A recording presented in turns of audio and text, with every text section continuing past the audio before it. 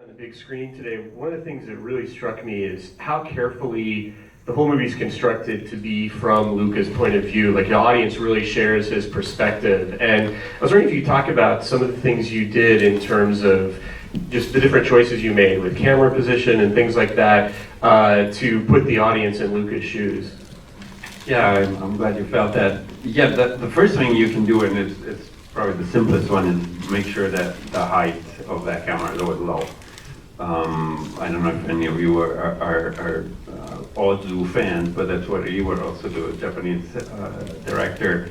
And there's something familiar about it, and of course you're always a little bit lower, you're always looking up at things. So that's a very, I think, effective way to do it. And again, there are things that you feel, you want them to be, things that affect you without really making you think about it. So that was one. And then of course, it was, I thought of a lot about, we call them reveries, making sure that we would have his point of view looking at this world, not only in the fantasy world, but actually in the real world, right? Like the first time he's brought out of the water, we have a huge amount of POVs, and really we wanted to look at the world really through his eyes and slow down a little bit. And the other important thing was finding contrast. For example, the first time he's pulled out of the water, everything is very sharp. Everything in the water was way more blurry in the background. You couldn't see very far. It's an interesting part of the Ligurian Sea that is actually pretty murky and beautifully green. But we're like, oh, we should use that because we wanted to make sure it was a beautiful place, but also a place that is not expansive for this character. So those are, and then of course once you come to town, you want to keep on expanding this world. And then you think also about the leverage you have throughout the movie to keep on increasing what the camera gets a little more excited, more dynamic throughout the movie. Those are the ways I think you can really, as much as possible, stay with the kids, and even story-wise, we really tried hard to stay with the relationships. Keeping the movie small, I think, is also hopefully what makes you feel in Luca's shoes. Yeah, well, it's interesting because I've heard you reference in interviews Stand By Me and Breaking Away, and it has that kind of feel of one of those kind of movies. I mean, it's such a sort of beautiful movie about childhood and about friendship. And how much of that comes from your own childhood in Italy? I mean, was this a pretty autobiographical, I know you weren't a sea monster, but other than that component of it, was it a pretty autobiographical, personal film? Yeah, I mean, the wonderful thing, I could really, I grew up there, in Genova in the city, and then we would spend summers on the coastline. And so a lot of the specifics are very much drawn from my memory. So it comes down from, there's some swallows for 2 seconds in the movie before you meet Massimo. And I remember I drove everybody nuts because there's a specific swallow sound as they cry in the spring, and it's a very kind of late spring into summer.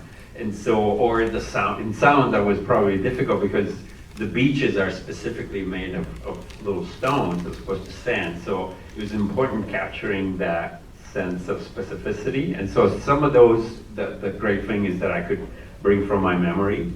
And certainly I was that shy kid that met my best friend and kind of got pulled into adventure. So there was a lot of that.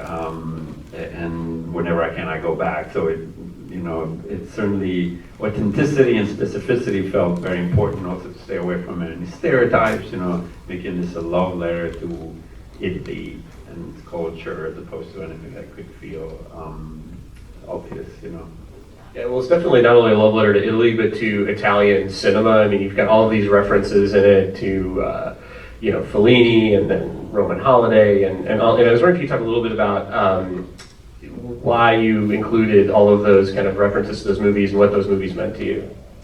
Yeah, the interesting part about those movies that, I left Italy to then, in my early 20s, like Luca a lot, like that ending is very much something I felt. And that is really what made me then look back with appreciation of what you start missing where you're from, you start looking at your roots and what makes you who you are as opposed to, everyone around you. And I feel like going to art school in New York City, you started studying film, and actually, when I was, a teenager, I did not have an appreciation for Italian cinema, but then you start really studying neorealism and Kurosawa and Fellini, and so I got to it a little bit late, but it was a big part of me re-embracing my culture in many ways. Also, when you move to the States, I think it's quite easy to want to stick out, so you're completely hiding, by the way, like Luca, your true self. So that is certainly something that was part of the movie as well, that there was someone who needs to be willing to show all of himself. Even though he's of course curious and then falling in love with this new world that he's experiencing. But yeah, rewatching, appreciating Fellini's movies, not only had of course you feel like you're back home, but those movies are so amazing, and so I just have a lot of appreciation for also how many chances they took, right? They're not easy movies. I think when I think of Fellini too, I absolutely love Giulietta Masina with his wife, who is in La Strada, and there's a lot of little love letters to her. She was the inspiration for the kid in La Luna. I remember showing La Strada to the animators when we animated this innocent, wide-eyed kid, because there's something in her face that's just so beautiful and unique. So a lot of love for those movies. The other big influence is they love to go into the dreams, right? And so when you think about 8½, and all the wonderful dreams through it, that also was an interesting inspiration that kind of gave me a little bit of a sense of the way that I could bring some of this fantastical, onirical plays. You mentioning To wanting to celebrate, personal stories, and I think personal stories can of course be cultural. I think it's a plus. I think it's specific. So when I pitched this the first time, it's certainly. I remember someone said like, "Oh yeah, it's like the Goonies in Italy." Which I didn't love that explanation, but I'm like,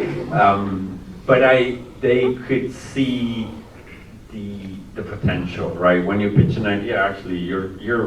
I think the metaphor that comes to my mind, you're like, I'm going to dig in this place. You like this place, and there's stuff there, and they kind of have to go a little bit on faith, and I feel the place, the specificity of place, the fact that not a whole lot was made specific with Cinque Terre. There's something very unique, of it.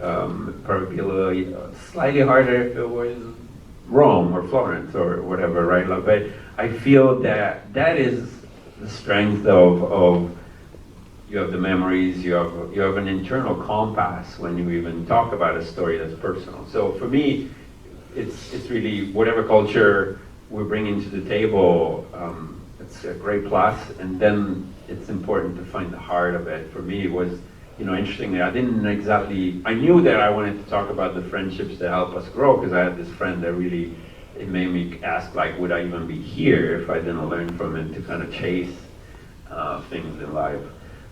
But it took me going on the journey to really realize, for example, the ending wasn't there right away. I realized actually, not only aren't these friendships amazing because they help us grow up, isn't it sad that we often have to say goodbye to them and carry them as we go into the world changed in our heart, from afar. So I think, I don't know if I'm answering your full question, but I think to me, it kind of goes hard, goes hand in hand with make it yours, make it something you feel strongly about. These are long projects, you need a lot of gas in the tank, and I think that comes from, because they're a marathon really, that comes from this is in you and you feel strongly about it. There'll be storms and winds and people poking at you, but is that really the ending? Like, yes it is. You can kind of fight for it. And then wherever I think we're from, the more we can share it, right? The more, to me, it's like, it really is the basic storytelling wonder is we're going to make each other walk in each other's shoes, and you can walk into somebody else's shoes for an hour, and hopefully you're building empathy by doing that. I think just great stories give us empathy, right? So I feel like really good that a community that is that feels different, that has been ostracized, and that has gone through all these, being an underdog, saw themselves into the characters. I think where I probably did not share is full-on romance. Is certainly not what I was thinking about, because I wanted to talk about friendship. And my experience of difference was being two losers, and we were nerdy, and we were two straight guys. So that's a bit my inspiration. But I knew from day one that there's a wonderful metaphor in the sea monsterness for all different. So while we were making it, we were talking about race, we were talking about gender, we were talking about all sorts of things like that. But it always kind of applied to the sense of like, well, the world around you, and in which way do you feel different? So I love that the movie leaves that very open, so you can bring how you feel. How did you feel different when you were at that age? So I hope it doesn't feel coy of me to not want to say, it stands this way or stands that way, but I feel like it's a movie about openness toward difference.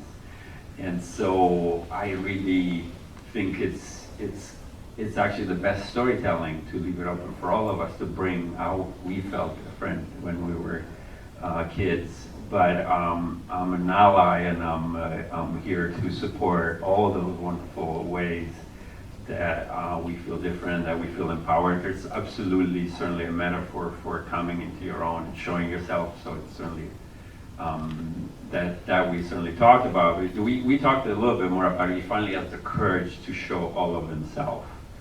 And so because my experience was more of an immigrant and a bit of a nerdy outsider, that is mostly how I thought of it in the making. So it was a bit surprising, but I just loved it. It resonated so much, and my heart goes out to the ways that you're into the world that are even harder than what I felt, and probably as an underdog, right?